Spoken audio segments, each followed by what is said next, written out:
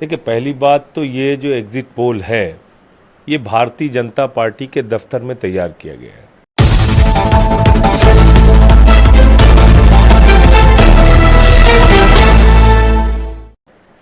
और जितने भी आंकड़े आप देखेंगे, सारे टीवी चैनल के आंकड़े लगभग एक जैसे हैं। अब कौन यकीन करेगा कि 34% वोट शेयर बीजेपी को तमिलनाडु में मिल रहा है? कौन यकीन करेगा कि 0 से 2 सीट आम आदमी पार्टी को पंजाब में आ रही है? मतलब ऐसे आंकड़े आप दे रहे हो जिस पे लोग हंस रहे हैं। इसका मतलब आज आम आदमी पार्टी से सबसे ज्यादा नफरत किसको है? बीजेपी को है। बीजेपी ने अपने दफ्तर में बता दिया, भाई 0 से 2 सीट आएगी आम आदमी पार्टी की पंजाब में, लिख दो। वही एग्जिट पोल वाले लिख दे रहे हैं। तो मैं समझता हूं कि ये जो एग्जिट पोल है, ये बीजेपी के दफ्तर में बनाया गया एग्जिट पोल है, ये मोदी सरकार का एग्जिट पोल है। ये एग्जिट पोल जनता के वास्तविक निर्णय से दूर दूर तक कहीं भी मैच नहीं करता। जो जनता का एग्जिट पोल है, जो अलग अलग पार्टियों के नेता आज इंडिया गठबंधन की बैठक में बैठ के बता रहे थे, जो आंकड़े उन्होंने दिए और जो हम लोगों ने जनता से सर्वे किया, 295 से ज्यादा सीटें इंडिया गठबंधन की आएंगी और इंडिया गठबंधन की सरकार बनेगी देश के अंदर। बाकी एग्जिट पोल में अभी उन्होंने, किसी ने 350 दिया है, किसी ने 400 दिया है। मैं तो हैरान हूं कि सिर्फ 400 क्यों दिया?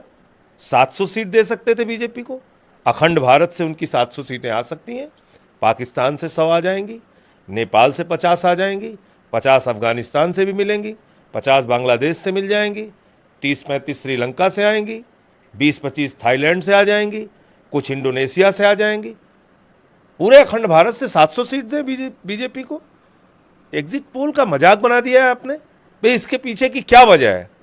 या तो आपने कोई बड़ी हेराफेरी कर रखी है, उसको जस्टिफाई करने के लिए नंबर दिखा रहे हैं। क्या ये जो जितने भी एग्जिट पोल वाले हैं, इनको जनता के नब्ज का बिल्कुल अंदाजा नहीं है? पूरे उत्तर प्रदेश में मैं गया प्रचार के दौरान, महाराष्ट्र में गया, बिहार के आंकड़े सामने, मतलब झारखंड, कहीं भी आप चले जाओ, लोगों में गुस्सा है, नाराजगी है, महंगाई को लेके, बेरोजगारी को लेके, आरक्षण और संविधान को बदलना चाहती है बीजेपी, इस बात को लेके नाराजगी थी।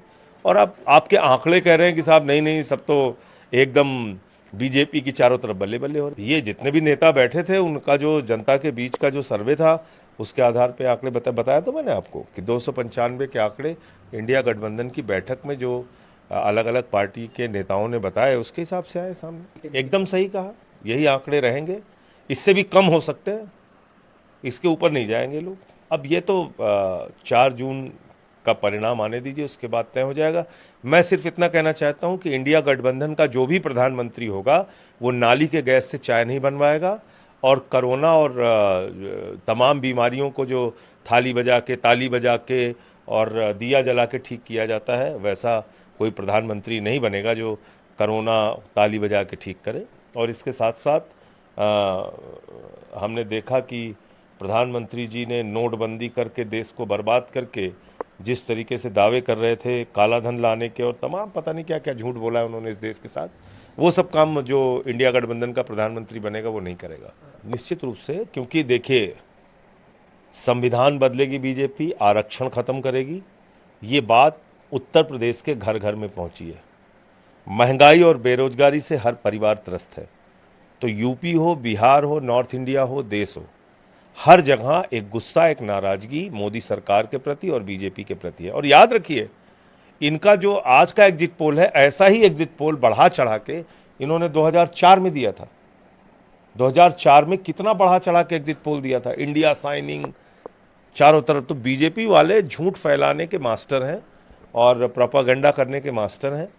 तो मुझे लगता है ये उसी का एक तरीका है जो आज एग्जिट पोल आया। बीजेपी की तरफ से जो स्टेटमेंट आ रहे हैं, दीप सिंह पुरी का स्टेटमेंट या बाकी नेताओं का, वो खंडन कर रहे हैं इंडिया अलायंस के द्वारा जो आंकड़ा दिया गया और एग्जिट पोल पर जो बोला जा रहा है। तो 4 तारीख तक इंतजार करें। तो एग्जिट पोल जो आंकड़े आ रहे हैं, उस पर फिर नाच क्यों रहे हैं? 4 तक इंतजार करें। आखिरी सवाल आपसे, दिल्ली के लोकप्रिय मुख्यमंत्री अरविंद दोबारा सरेंडर करना होगा, जो उनकी बेल याचिका थी उस पर 5 तारीख को सुनवाई होगी। देखिए, अब वो न्यायिक प्रक्रिया है और मुझे लगता है कि न्यायालय से जल्दी ही उनको न्याय मिलेगा। अरविंद केजरीवाल जी के मामले में ऊपर से लेकर नीचे तक एक फर्जी, बेबुनियाद मामला तैयार किया गया है, तथ्यहीन मामला तैयार किया गया है। कोई सबूत उनके खिलाफ नहीं है और मुझे लगता है कि जल्द ही उनको न्यायालय से न्याय मिलेगा, रेगुलर बेल मिलेगी। प्रधानमंत्री का ही एग्जिट पोल है, मैं तो बता रहा हूँ आपको, ये मोदी के दफ्तर में बना हुआ एग्जिट पोल है।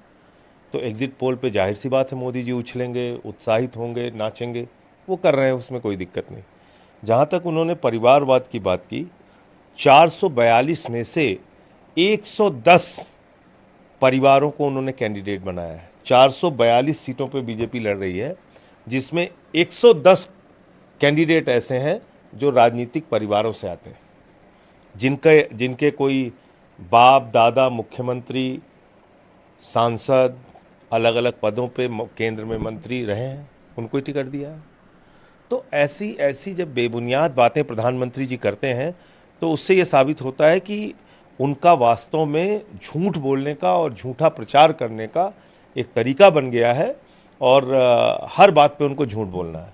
अब प्रधानमंत्री कह रहे हैं कि वो सांप्रदायिकता नहीं फैलाते। पूरे चुनाव में उन्होंने किया क्या? मटन, मछली, मुगल, मुजरा, मुसलमान, बस यही सब करते रहे। मदरसा, इसके अलावा किया क्या? मंगलसूत्र, और क्या किया?